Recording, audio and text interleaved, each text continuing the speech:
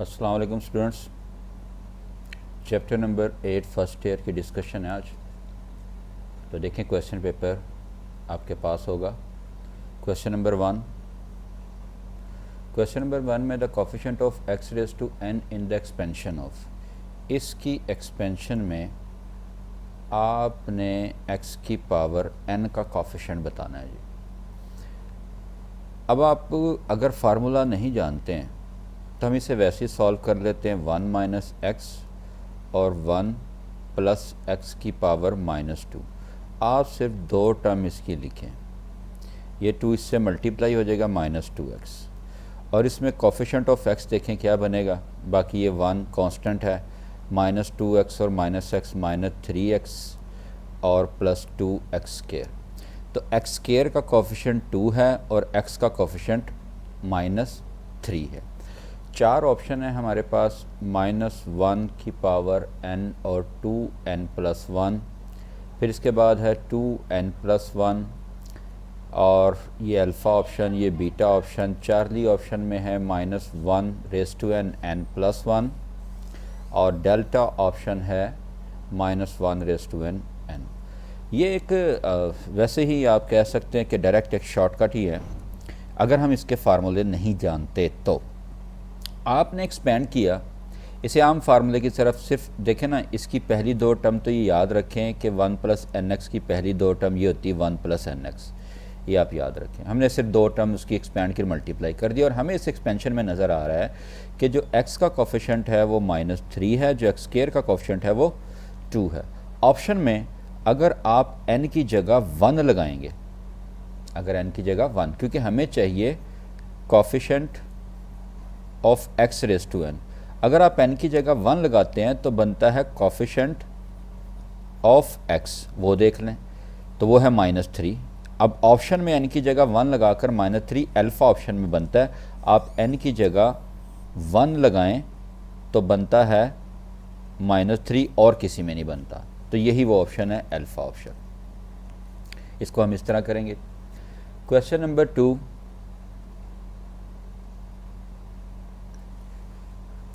2, पहले आप ना इसका की देख लें जी। क्वेश्चन नंबर 1 2 3 4 5 6 7 8 9 10 11, इनकी की चेक कर लें जी। हो सकता है आपने पहले ही पेपर कर लिया हो। ए है question number 2A, question number 3 भी अल्फ़ा, क्वेश्चन नंबर 4 भी अल्फ़ा, क्वेश्चन नंबर 5 जो है वो Charlie, question number 6 beta, question number 7 beta, question number 8 Charlie, question number 9 delta, question number 10 Charlie, और क्वेश्चन नंबर 11 बीटा। इसी तरह क्वेश्चन नंबर 12 13 14 15 16 17 18 19 और 20, इन options को देख लें आप। और अगर आप लेक्चर बाद में सुनना चाहते हैं, पहले खुद पेपर सॉल्व करना चाहते हैं, वो कर लें, और की आपको मैं दे देता हूँ इसमें, ये भी एक तरीका बेहतर होगा आपके लिए। क्वेश्चन नंबर 12 का है जी alpha, question number 13 Charlie, question number 14 beta, 15 beta, 16 beta, 17 delta, 18 delta, 19 Charlie, 28 beta, 21 22 3 4 5 6 7 28 29 और 30। इसके बारे में देख लें आप। 21 डेल्टा और 22 चार्ली, 23 भी Charlie, 24 beta, 25 alpha, 26 beta, 27 Charlie, 28 alpha, 29 Charlie और 38 जो है ये डेल्टा। ये है जी की for chapter number 8 first year. तो इस तरह देख लें पहले आप। अब हम ये क्वेश्चन नंबर 1 हो चुका है। क्वेश्चन नंबर 2 से मैं स्टार्ट करता हूँ डिस्कशन। अब इसमें बच्चों ये मैंने जो की बना दी है, अब बार बार मैं ऑप्शन ही बताऊंगा, सिर्फ आंसर की तरफ आपको सॉल्व करके बताता हूँ कि आंसर क्या है। बार बार जिस तरह क्वेश्चन नंबर 1 का अल्फ़ा वो तो मैं बता चुका हूँ, ये की आपके पास मौजूद है, बाकी आप खुद ही टैली कर दीजिएगा। क्वेश्चन नंबर 2 की बात करते हैं जी। क्वेश्चन नंबर 2 देखें ज़रा, क्वेश्चन नंबर 2 क्या है। क्वेश्चन नंबर 2 में कहा गया है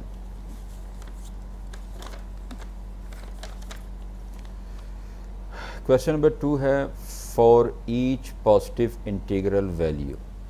आपने इसे एक्सपेंड करना।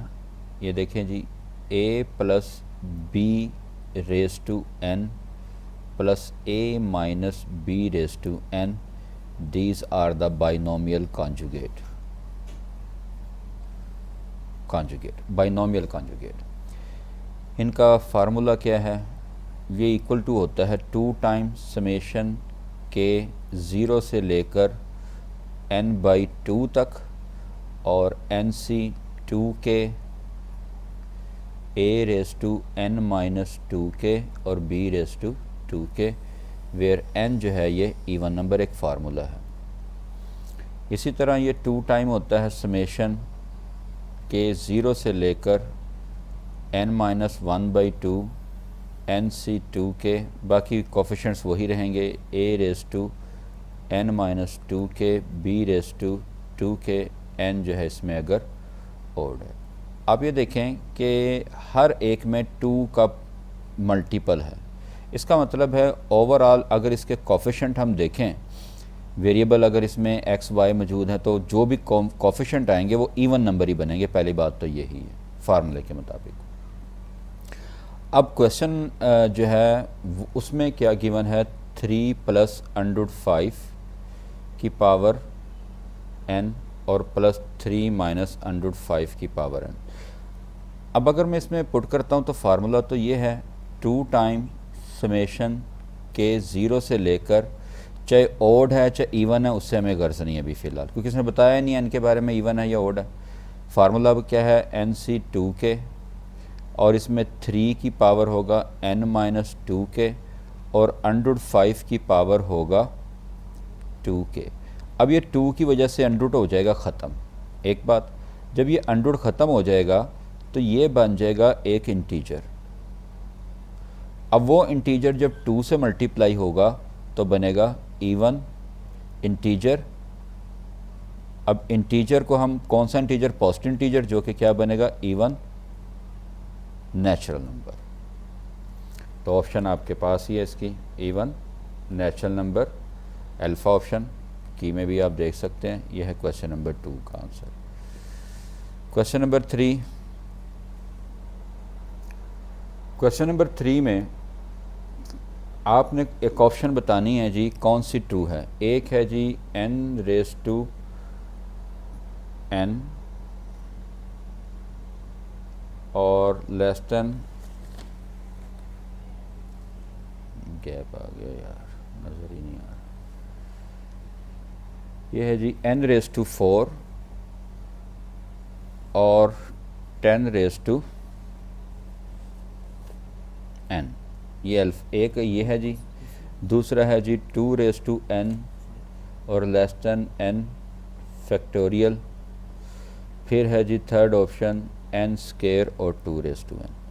तो हमने for all n belong to integer के लिए बात करनी है, ठीक है। For all belong to integer. आप इसमें देखें n की जगह अगर मैं 1 पुट करता हूँ तो यहाँ 1 और ये 10 आता है, तो ये जो 1 है ये ट्रू है। यहाँ पर n की जगह 1 पुट करें तो 2 और ये 1 फैक्टोरियल आता है, ये फॉल्स है, सेकंड वाली फॉल्स। यहाँ पर 1 पुट करें तो 1 स्केयर और ये 2, ये भी फॉल्स आता है, सिर्फ यही ट्रू आता है। यानी कि ओनली 1 इज़ ट्रू। ये इस क्वेश्चन के लिए आपके पास इसकी ऑप्शन होगी, बस ठीक है सर। तो ये ओनली 1 था, अल्फ़ा ऑप्शन क्वेश्चन नंबर 3 के लिए। नेक्स्ट जी,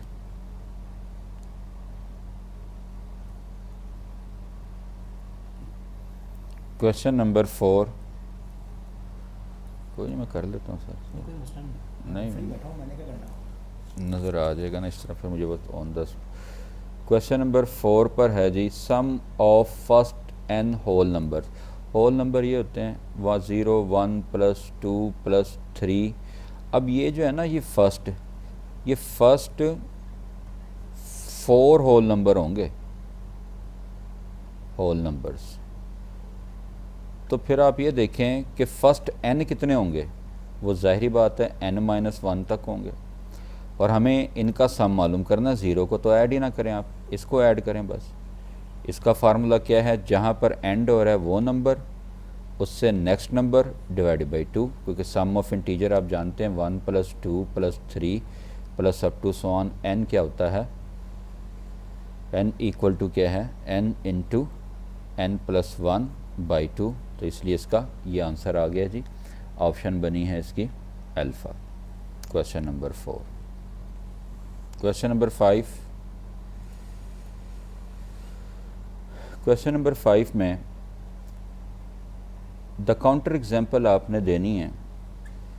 अब जो कांस्टेंट इसमें लिखा है वही लिख दें तो फिर ये प्राइम नंबर नहीं बनेगा। अगर आप n की जगह 41 ही लिख दें तो इसका आंसर क्या आ जाएगा, 41 पर 41 का स्केयर आ जाएगा, और किसी नंबर का स्केयर जो है वो नॉट प्राइम। तो ये अगर किसी ने कहा है कि ये हर प्राइम नंबर को रिप्रेजेंट करता है, तो काउंटर एग्जाम्पल ये होती है जो किसी के क्लेम को झूठा साबित कर देती है। आपने 41 पुट करके कह दिया कि देखो जी ये फार्मूला तो गलत हो गया, प्राइम नंबर का तो फार्मूला अभी तक बना ही नहीं है। काफ़ी हद तक कोई 500-600 नंबरों तक पहुंच चुका, उससे आगे तो नहीं पहुंचा प्राइम नंबर के लिए। तो आपने ये काउंटर एग्जाम्पल देकर ये कह दिया कि 41 अगर पुट कर दें हम इसमें तो ये फार्मूला नहीं होगा प्राइम नंबर के लिए। इसका आ गया जी Charlie option. Question number 6। Question number 6 में है जी, n² - 1 इज़ डिविजिबल बाई 8। ये जब नंबर होता है ना तो आप इसमें कुछ पुट कर लें वैल्यू n की, डिविजिबल बाई 8। तो n की जगह 1 पुट करें तो 0 आता है, डिविजिबल बाई 8। ठीक है, डिविजिबल बाई 8 ट्रू है। n की जगह अगर मैं 2 पुट करता हूँ तो ये बनता है 2² - 1, यानी कि कितना आ जाता है 3, नॉट डिविजिबल बाई 8 से डिवाइड तो नहीं हो रहा है। अगर मैं n की जगह 3 पुट करते हैं यहाँ पर तो आता है 3² - 1 8 डिविजिबल बाई 8। तो ये वो नंबर है 3। अब उसके बाद ये डिविजिबल ही रहेगा। n की जगह अगर आप 4 पुट करें तो 4 का स्केयर -1, ये बनता है 15, नॉट डिविजिबल बाई 8। तो क्वेश्चन क्या है, ये भी हमने हाफ क्वेश्चन पढ़ा है उसके बारे में, और फिर हमने अपने तौर पर काम करके देखा है। n² - 1 is divisible by 8 for n। n क्या होना चाहिए। अब n की जगह अगर मैंने 1 पुट किया तो ये डिविजिबल नहीं हुआ, 2 पर भी 1 पर हो गया, 3 पर हो गया, 4 पर नहीं हुआ। अगर मैं 5 पुट करता हूँ n की जगह तो 5² - 1 24, ये भी डिविजिबल बाई 8 है। आप ये देख रहे हैं कि सिर्फ ओड नंबर जब n की जगह पुट किए जाएं तो ये डिविजिबल बाई 8 होगा। तो n should be belong to positive odd number. ये था जी क्वेश्चन नंबर 5, और जिसकी ऑप्शन बन गई है, क्वेश्चन नंबर 5 था बल्कि क्वेश्चन नंबर 6 है जी। क्वेश्चन नंबर 6 की है जी बीटा ऑप्शन। क्वेश्चन नंबर 6 और beta option. Next question number 7 देखें। Question number 7, n belong to integer है और 10⁻n-2 ग्रेटर देन 81n। क्या ये बात ठीक है? ये n की किस वैल्यू के लिए ट्रू होगा? आप ये वैल्यूज़ पुट कर देखें। ऑप्शन ए में है n ग्रेटर और इक्वल टू 2। तो n की जगह अगर आप 2 पुट करते हैं तो लेफ़्ट हैंड साइड आती है 10⁻0 और राइट हैंड साइड आती है 81 × 2, फॉल्स हो जाएगा क्योंकि 10 की पावर 0 तो 1 है। बीटा ऑप्शन में आप n की ग्रेटर और इक्वल टू 5, आप n की जगह 5 पुट करते हैं तो 10 आ जाता है जी क्यूब, और ये आता है 81 × 5, ये 1000 आ जाएगा, और ये ज़ाहिर बात है 401, तो ये तो ट्रू है। तो 5 के लिए तो बात ट्रू हो गई है, 5 के लिए ट्रू हो गई है, तो लेसर इक्वल टू 5 के लिए तो नहीं बोलेंगे हम। तो 6 के लिए भी देखें, अब एक ऑप्शन है लेसर इक्वल टू 5, उसका मतलब है 4 के लिए भी लेसर इक्वल टू 5। तो लेस और इक्वल टू 5 का मतलब है कि आप n की जगह 4 पुट करेंगे, तो उसके लिए भी बात जो है ना वो ट्रू नहीं होगी। तो यहाँ पर सिर्फ और सिर्फ ग्रेटर और इक्वल टू 5 बीटा ऑप्शन बन जाएगी। आप चेक कर सकते हैं। क्वेश्चन नंबर 8 देखें जी। क्वेश्चन नंबर 8 है विच of the following is the kth term of the series. इस सीरीज़ की कौन सी ये केथ टर्म होगी। अब इसमें ना आप थर्ड टर्म देख लें कि के की जगह आपने 3 लगाकर 4 कौन सा आंसर देगा आपको। देखें ना 1 + 2 + 3 ये टर्म बन रही है हमारे पास। तो अब इसमें देखें 2 की जगह अगर मैं यहाँ पर लगाता हूँ जी, पहली ऑप्शन है 2k, सेकंड ऑप्शन है सॉरी ये -1 और ये 2k, चार्ली है 2k-1 और डेल्टा है 2k+1, जबकि सीरीज़ हमारे पास है 1 + 2 + 4 up to so on। 1 + 2 + which of the following is the kth term. अगर हम इसमें k की जगह 1 लगाते हैं तो आंसर 1 आता है। k की जगह 2 लगाएं तो 2 आंसर बन जाता है 3। तो ये तो ऑप्शन नहीं बनेगी। फिर इसी तरह यहाँ पर k की जगह 1 लगाने से 2 नहीं बनता, 2 लगाने से भी नहीं। यहाँ पर चार्ली में देखें जी, चार्ली में आप देखें कि k की जगह अगर 1 लगाते हैं तो 2 पहली टर्म बन जाती। k की जगह 2 लगाएं तो 2 की पावर बन जाती है 1, 2 ये भी ठीक है। k की जगह अगर आप 3 पुट करें तो वो 2 की पावर 2 4 बनती है। तो यही ऑप्शन है। आप देखें फर्स्ट टर्म, सेकंड टर्म और थर्ड टर्म 1 + 2 यही टर्म है जी। तो चार्ली ऑप्शन क्वेश्चन नंबर 8 के लिए।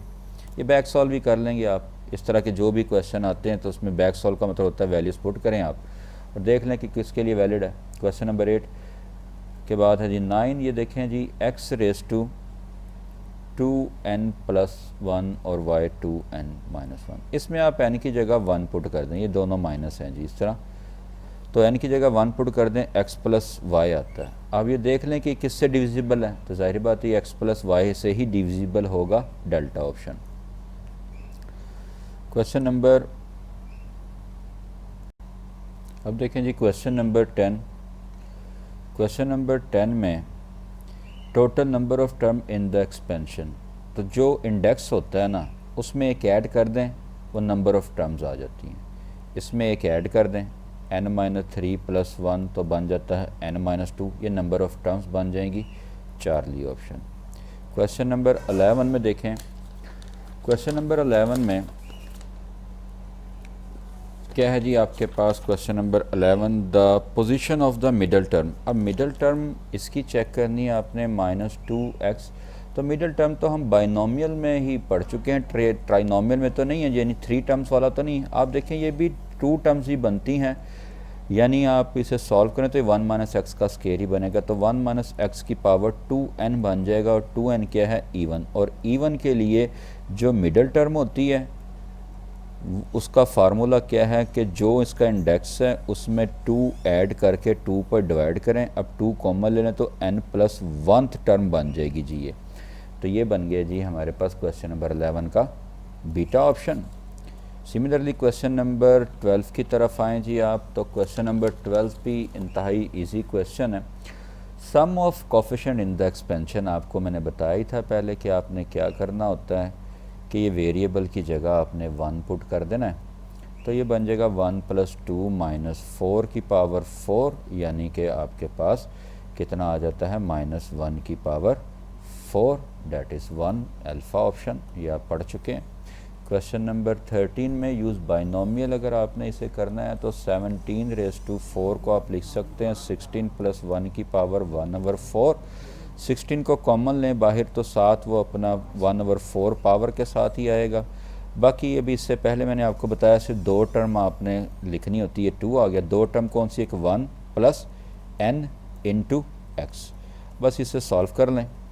सॉल्व करें तो ये बनता है 64 और 65/64 ने डिवाइड किया तो ये बनता है 65/32।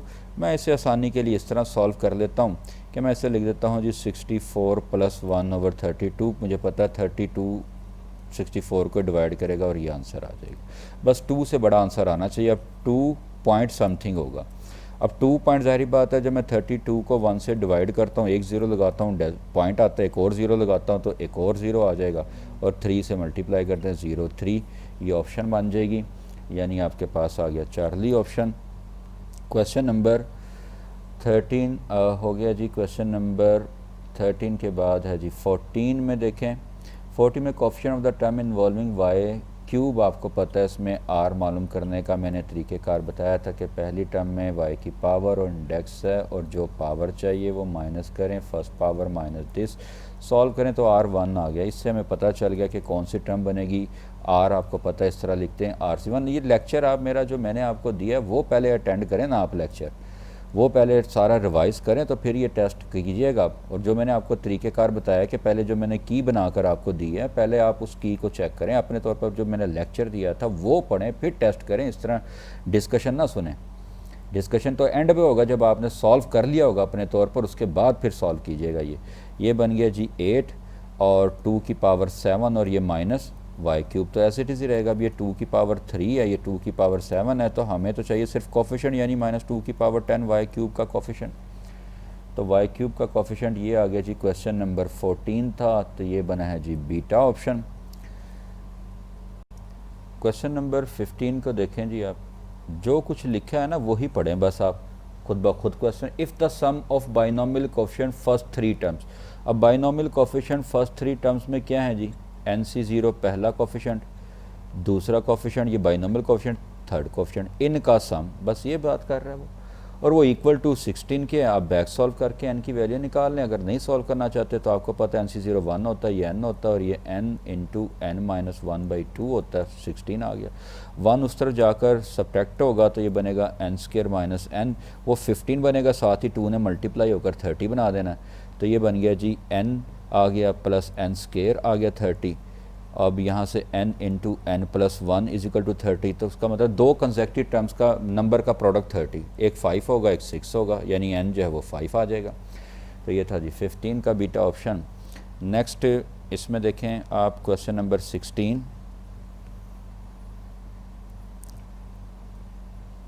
क्वेश्चन नंबर 16 देखें जी। क्वेश्चन नंबर 16 में कहा गया है कि the term free from x। अब फ्री फ्रॉम x में आपने लिखना होता है free from x in the expansion of, ये एक्सपेंशन है √x - a/x² की पावर जो है वो 10। फ्री फ्रॉम x के लिए सबसे पहले आपको r फाइंड आउट करना होगा।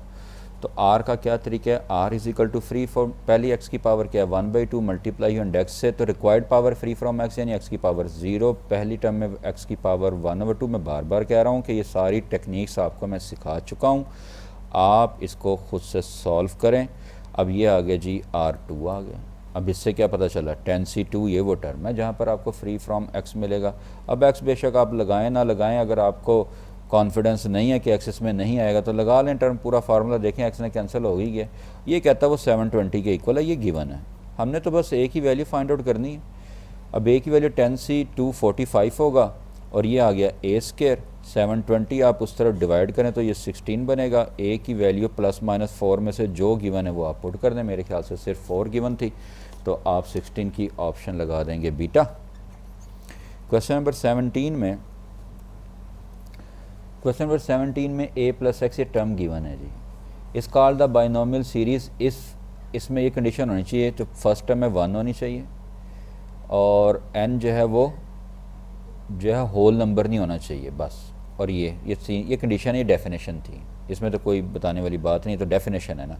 तो 17 की है डेल्टा ऑप्शन। क्वेश्चन नंबर 18 में, क्वेश्चन नंबर 18 में पूछा गया the total number of term in the expansion of. इसमें तो इन्फानाइट होते हैं ना, ये तो बाइनोमियल सीरीज़ है। अब ये 1 + x की पावर -1 बाइनोमियल सीरीज़, तो इन्फानाइट से इसमें टर्म्स होंगी। तो क्वेश्चन नंबर 18 का बन गया जी डेल्टा। क्वेश्चन नंबर 19 में देखें। क्वेश्चन नंबर 19 है, कुछ क्वेश्चन है तो जो बाय डेफिनेशन होते हैं उसमें तो कुछ सोचने वाली बात ही नहीं होती। In the binomial expansion of x + y की पावर है जी 13, the coefficient of third and कौन सी टर्म का कोफिशिएंट इक्वल होगा, इधर से थर्ड है तो आपके पास है जी बाइनोमियल, ये है जी 13, तो टर्म बनेगी 14। आपको पता है पहली से थर्ड, तो यहाँ से थर्ड लास्ट कौन सी होगी, 14 टर्म, 13 टर्म और 12 टर्म, ये दोनों इक्वल। ये हमने पढ़ा कि इक्वी डिस्टेंस जो होती है फ्रॉम बिगिनिंग और फ्रॉम एंडिंग, इक्वी डिस्टेंस जो टर्म इक्वल होगी, 12 टर्म जो है इसकी इक्वल बनेगी। ये था जी हमारे पास क्वेश्चन नंबर 19 का, जो हम पहले भी आप टैली कर लीजिएगा, Charlie option. Question number 20, question number 20 में बीटा ऑप्शन है, आपको बताई हुई है। क्वेश्चन नंबर 20 क्या है कि binomial expansion in the expansion a given, एक बाइनोमियल एक गिवन है 1 माइनस 16x की पहली दो टर्म देख लें। आप ये देखें कि बीटा ऑप्शन में ना 1 माइनस 4x की पावर 4 लिखा, तो मैंने कहा है कि पहली दो टर्म यही होती है, इन्हें मल्टीप्लाई कर लें, आपको आइडिया हो जाएगा कि किसकी एक्सपेंशन है ये बीटा ऑप्शन थी। क्वेश्चन नंबर 21 में in the expansion y plus 3x the sum of exponent of second, किसी भी टर्म के आप एक्सपोनेंट का सम लें वो इंडेक्स के इक्वल ही आएगा। 9 है तो 9 के इक्वल ही आएगा, जो इंडेक्स है कोई सी भी टर्म ले लें आप, तो उसमें जो एक्सपोनेंट का सम है वो इंडेक्स के इक्वल ही होता है। तो ये 21 का था जी डेल्टा ऑप्शन, ये भी बाय डेफिनेशन ही बात थी।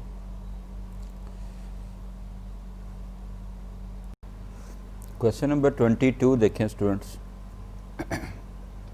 क्वेश्चन नंबर 22 में in the binomial coefficient, binomial coefficient की बात की जा रही है, कौन से, थर्ड टर्म का। अब थर्ड टर्म का बाइनोमियल कोफिशिएंट क्या होता है, इंडेक्स टर्म थर्ड है तो यहाँ पर 2 आएगी आर की वैल्यू, ये कोफिशिएंट है जी binomial coefficient of third term. वो कहता है जी 10 है, तो आप भी कह दें ये 10 है, जैसे उसने कहा आपने वैसे मैथमेटिकली उसे लिख दिया। लिखने के बाद इसे सॉल्व करें तो ये k इंटू के माइनस 1/2 फैक्टोरियल होगा, 2 उस तरफ जाकर मल्टीप्लाई होगा तो बन गया 20। अब 20 कैसे होगा, इस तरफ 5 इंटू 4 इज इक्वल टू 20 होता है, तो k इज इक्वल टू 5 आ गया, तो k की वैल्यू तो आ गई, आपके पास इंडेक्स तो आपको मिल गया कि 5 है। फिर क्या कहा जाता है कि द थर्ड टर्म इंडेक्स, फिर वो थर्ड टर्म भी बताएं क्या है। अब थर्ड टर्म क्या होगी, k आ गया 5 से 2, ये है जी थर्ड टर्म। जो फर्स्ट टर्म है वो 3x है बाइनोमियल की, और जो सेकंड है वो माइनस 3x है। तो बाइनोमियल का जो फार्मूला है, फर्स्ट के साथ लिखते हैं 5 माइनस 2 यानी कि 3 पावर, और सेकंड के साथ 2 आ गया, 5 से 2 हो गया 10। अब 3 की पावर 3 और 3 की पावर 2 जस्ट 3 रह गया, x की पावर 3 और x की पावर 2 जस्ट x रह गया, और माइनस 1 रह गया, तो ये बन गया माइनस 30x बना है। तो अच्छा ये स्केयर था, ये प्लस हो गया तो बन गया प्लस 30x, वो ऑप्शन बन गई है चार्ली। क्वेश्चन नंबर 23 में क्वेश्चन 23 देखें जी, 23 में क्या है, the sum of binomial coefficient in the expansion. अब सम ऑफ बाइनोमियल कोफिशिएंट का तो फार्मूला ही है सीधा सीधा जो हमने पढ़ा हुआ है 2n, ये तो फार्मूला पढ़ लिया आपने, तो चार्ली ऑप्शन इसका।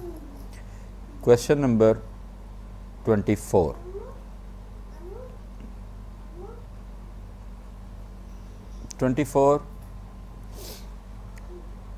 में है द कोफिशिएंट ऑफ 6 और 7 टर्म के कोफिशिएंट इक्वल हैं।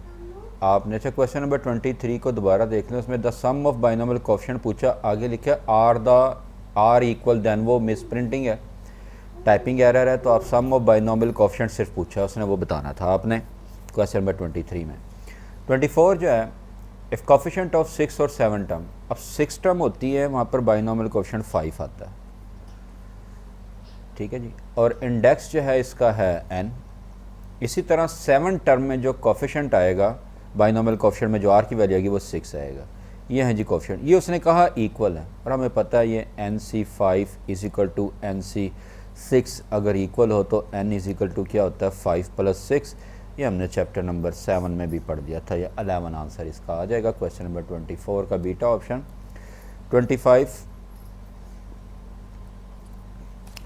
25 में क्वेश्चन है total number of terms simplification in the expansion. इस एक्सपेंशन में टोटल नंबर ऑफ टर्म्स बताएं। आपको टेबल एक बनाकर दिया था जिसमें नंबर ऑफ टर्म्स मैंने बताई थी। तो नंबर ऑफ टर्म्स में a + b की पावर n - इसका कॉन्जुगेट a माइनस बी की पावर n इक्वल होता है नंबर ऑफ टर्म्स का फार्मूला था n प्लस 1/2। n अगर ओड है, इवन के लिए मैंने प्लस लगाया था दरमियान में, वो आप देख लीजिएगा टेबल में, तो n प्लस 1। अब n इसमें जो है वो n नहीं है, इसमें 9 है जी, ये ठीक कर लें, √2 प्लस k की पावर 9 और माइनस √2 माइनस k की पावर 9। तो इसमें नंबर ऑफ़ टर्म्स जो बनेगी, नंबर ऑफ़ टर्म्स वो बनेगी 9 प्लस 1/2 यानी कि 5 आ जाएंगी। क्वेश्चन नंबर 25 का अल्फ़ा ऑप्शन। 26 में क्वेश्चन है the sum of even place binomial coefficient. अब इवन है या ओड है, 2 की पावर n माइनस 1 ही होता है। Sum of binomial coefficient, odd binomial coefficient या ओड प्लेस बाइनोमियल कोफिशिएंट, या सम ऑफ इवन प्लेस या इवन बाइनोमियल कोफिशिएंट, सब में ये होता है 2 की पावर n माइनस 1। ये हमने पढ़ा हुआ है लेक्चर में। ये आ गया जी बीटा ऑप्शन। क्वेश्चन नंबर 27 में 7 टर्म फ्रॉम द एंड। तो मैंने फार्मूला बताया था कि kth term from the end, k term from the end क्या था, वो n प्लस 2 माइनस k था। तो अब है 7 टर्म फ्रॉम द एंड। अच्छा, इसमें क्वेश्चन नंबर 27 में आप इंडेक्स भी ठीक कर लें, x minus 1 over x square की पावर 9 है, ये है बेसिकली क्वेश्चन, ये आप देख लें। तो इसमें हमने 7 टर्म फ्रॉम द एंड मालूम करनी है। अब 7 टर्म फ्रॉम द एंड क्या होगा, 9 प्लस 2 माइनस 7, तो ये बन जाती है 11 माइनस 4th टर्म। तो 4 टर्म मालूम कर लें आप फार्मूले की मदद से, तो एंड से 7 टर्म बनेगी। फार्मूला क्या है, 4 टर्म होगा तो हम लिखेंगे r की वैल्यू 3 आ जाएगी, तो 9c3 और फर्स्ट है जी x की पावर 6 और माइनस 1 ओवर एक्स स्क्वायर की पावर 3। दोनों x की पावर 6 से कैंसिल, जस्ट रह गया माइनस, और 9c3 क्या होगा, 9 ओवर 3, 8 ओवर 2 और 7 ओवर 1। ये 3 ने कैंसिल किया, ये 4 ने, तो माइनस 84 चार्ली ऑप्शन। ये था क्वेश्चन नंबर 27 था। 28 देखें। 28 में कोफिशिएंट ऑफ x की power 10 x raised to 10 in the expansion of this. ये जो एक्सपेंशन है, इस एक्सपेंशन में जो पावर है 1 प्लस एक्स की पावर माइनस 3 लिखा है, और हमें चाहिए coefficient of x raise to 10। यहाँ मुझे आपको बताने पड़ेंगे कुछ रिज़ल्ट्स। ये देखें, एक है 1 प्लस एक्स की पावर माइनस 1, इसका फार्मूला है माइनस 1 की पावर n और x रेज टू n और n 0 से इन्फिनिटी। इसी तरह 1 माइनस एक्स की पावर माइनस 1 है, समेशन n 0 से इन्फिनिटी और x raise to n। Similarly 1 plus x की पावर माइनस 2 इक्वल है समेशन n 0 से इन्फिनिटी माइनस, जब यहाँ पर प्लस और होल पावर माइनस आती तो माइनस 1 की पावर n लिखना आपने, n प्लस 1 एक्स की पावर n। जब दोनों ही माइनस हो जाएं, इंडेक्स भी और इन बिटवीन भी माइनस आ जाए, तो फिर पॉजिटिव हो जाएगा, n 0 से इन्फिनिटी, फिर माइनस 1 की पावर n नहीं आएगी, n प्लस 1 एक्स की पावर n। 1 प्लस एक्स की पावर माइनस 3 में समेशन 0 से इन्फिनिटी माइनस 1 की पावर n और n plus 1 n plus 2 divided by 2 x की पावर n। इसी तरह अगर यहाँ माइनस आ जाए तो बस फार्मूला तो वही रहेगा, क्या होगा, माइनस 1 की पावर n नहीं लिखा जाएगा, n प्लस 2 की पावर 2 एक्स की पावर n। अब बात कर रहे हैं इस क्वेश्चन में हम 1 प्लस एक्स की पावर माइनस 3 की। तो ये जो लिखा हुआ है समेशन के साथ, ये सारा जो है ना, ये रेड कलर से अगर मैं इसे मेंशन करता हूँ तो ये x की पावर n का कोफिशिएंट है। तो आप इसमें देख सकते हैं कि माइनस 1 की पावर n और n plus 1 n plus 2 divided by 2, ये क्या है, ये कोफिशिएंट है कोफिशेंट ऑफ x की power n in the expansion of x की पावर n। ये आ गया जी। अब यहाँ आपने क्या लिखना था कि इंडेक्स जो था ना वो इंडेक्स था ये यानी कि -3 था। हमें चाहिए x की पावर 10 का कोफिशिएंट। इसका मतलब है आप n की जगह 10 लगा दें, बस इतनी सी बात है। अब क्वेश्चन देख लें आप 28 को दोबारा से। क्या है जी 28, 1 + x की पावर -3 में x की पावर 10 का कोफिशिएंट आपने बताना, तो n की जगह आप 10 लगा दें, -1 की पावर 10 और ये आ गया जी 10 + 1 10 + 2 डिवाइडेड बाई 2 -1 की पावर 10 पॉजिटिव हो गया, 11 आ गया, 12 आ गया, 11 12 ने 2 ने 12 को डिवाइड किया, 6 आ गया, 66।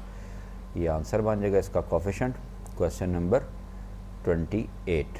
तो ये ऑप्शन बन गई है इसकी अल्फ़ा 28। सेकंड लास्ट क्वेश्चन 29 में देखें जी, power of x occurring in the 6th term. तो 6th टर्म होल पावर ना आप इसमें 9 ले लें जी, n लिखा हुआ है वो, तो 9 है वो बेसिकली पावर, 5 - 8/5x। अब टर्म है 6, तो r होगा 5 यानी 9c 5। ये है जी 6th टर्म, T6 से बोलो, और 4x/5 और -8/5x। पावर क्या लिखेंगे आप, पहले में आएगी 9 - 4 4 आ जाएगी, और दूसरे में पावर क्या आ जाएगी 5 है। ये है जी 6th term complete.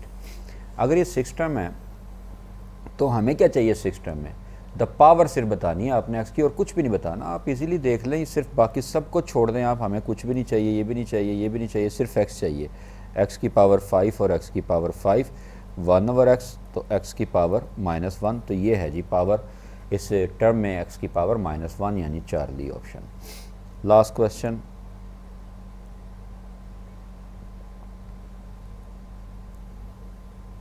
30th question number 30, the constant term. Constant term का मतलब ये एक्सप्रेशन है 3x² -1/3x की पावर 9। अब कांस्टेंट टर्म जो होगी ना, कांस्टेंट टर्म का मतलब ये है कि x की पावर 0, तो 0 हमारी ये रिक्वायर्ड पावर होगी। हमें चाहिए r, फार्मूला क्या है कि फर्स्ट टर्म में power into index minus required, और फर्स्ट टर्म की पावर माइनस रिक्वायर्ड पावर। ये बन जाती है 2 और ये आ जाता है 3, कैंसिल हुआ 6, r हमारे पास 6 आ गया जी, r 6 आ गया। हमें क्या चाहिए, द कांस्टेंट टर्म चाहिए पूरी, तो टर्म बनेगी 7 क्योंकि r 6 है, इंडेक्स है 9c 6। फर्स्ट टर्म जो है वो है एक्सप्रेशन में बाइनोमियल में 3x²/2, इसकी पावर 3 बन गई, और -1/3x की पावर 6 बन गई। आप चेक भी कर सकते हैं कि दोनों में x की पावर 6 टोटल है, कैंसिल हो गई है। अब 9c 6 विदाउट कैलकुलेटर सॉल्व करना थोड़ा सा टाइम लगेगा। हमें पता है कि ये 9c 3 के इक्वल भी है, क्योंकि 9 में से 6 माइनस करें उसके इक्वल ही आएगा। अब उसे हम इजीली सॉल्व कर सकते हैं, 8/2 और 7/1। ये आ गया जी 4 और ये आ गया 3, मल्टीप्लाई किया तो वो बन जाता है 84 9c 3 गालबन। और इसके साथ ही बाकी आप सॉल्व कर लें, कितना आ गया है जी 7, द टर्म कांस्टेंट, बाकी ये 3 की पावर, आप इसे सॉल्व करते जाएं। 9c 3 लिख दें इसे, बेशक 3 की पावर 3 और 3 की पावर 6, ऊपर वाली 3 की पावर 3 जो है वो नीचे वाली 3 की पावर 6 से कैंसिल होकर 3 की पावर 3 नीचे रह जाएगा, और 2 की पावर 3 बचेगा। -1 की पावर आपको पता है इवन है, वो पॉजिटिव आ जाएगा। इसे आप सॉल्व कर लें तो ये डेल्टा ऑप्शन गालबन बन जाएगी हमारे पास क्वेश्चन नंबर 30। ये सॉल्व करके आंसर निकाल लें। आई होप कि तमाम क्वेश्चन क्लियर हो गए होंगे। कोई कन्फ्यूजन हो तो आप पूछ सकते हैं। ये था ये चैप्टर नंबर 7। इसके बाद हमारा जो नेक्स्ट डिस्कशन होगी वो ट्रिग्नोमेट्री की होगी इंशाअल्लाह।